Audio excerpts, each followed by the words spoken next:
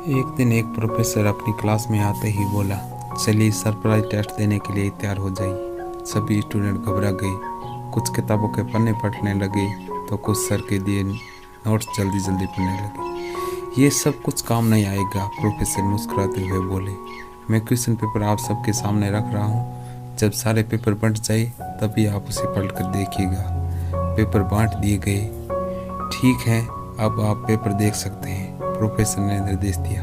अगले ही क्षण सभी क्वेश्चन पेपर को निहार रहे थे, पर ये क्या, इसमें तो कोई पर्सन ही नहीं था तो सिर्फ वाइट पेपर पर एक ब्लैक स्पॉट। ये क्या सर, इसमें तो कोई क्वेश्चन ही नहीं है, एक छात्र खड़े होकर बोला। प्रोफेसर बोले, जो कुछ भी है आपके सामने है, आपको बस इसी को एक्सप्लेन करना है और इस काम के लिए आपके पास सिर्फ 10 मिनट है। चलिए शुरू हो जाइए। स्टूडेंट के पास कोई चारा नहीं था, वे अपना अपना आंसर लिखने लगे।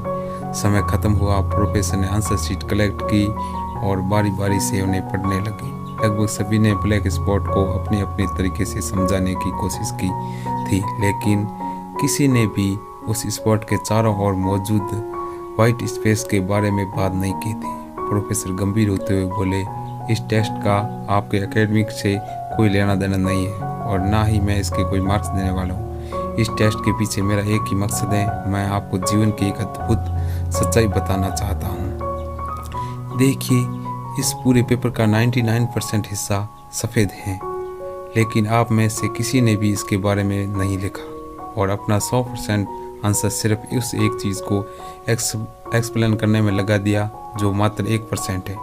और यही बात हमारे लाइफ में भी देखने को मिलती है। समस्या हमारे जीवन का एक छोटा सा हिस्सा होती है, लेकिन हम अपना पूरा ध्यान इन्हीं पर लगा देते हैं। कोई दिन रात अपने लुक्स को लेकर परेशान रहता है, तो कोई अपने करियर को लेकर चिंता में डूबा रहता है और कोई बस पैसों का रोना रहता है। क्यों नहीं हम अपनी ब्लेसिंग को काउंट करके खुश होते? क्यों नहीं हम पेट भर खाने के लिए भगवान को थैंक्स कहते? क्यों नहीं हम अपनी प्यारी सी फैमिली के लिए शुक्रगुजार होते हैं? क्यों नहीं हम अपनी लाइफ की 99% चीज़ों की तरफ ध्यान देते हैं जो सचमुच हमारे जीवन को अच्छा बनाती हैं? चलिए आज से हम लाइफ की प्रॉब्लम्स को ज़रूरत से ज़्यादा सीरियसली लेना छोड़े और जीवन की छोटी छोटी खुशियों को एंजॉय करना सीखें। Thank you for watching this video until it is finished. If useful to you guys, please like and share this video.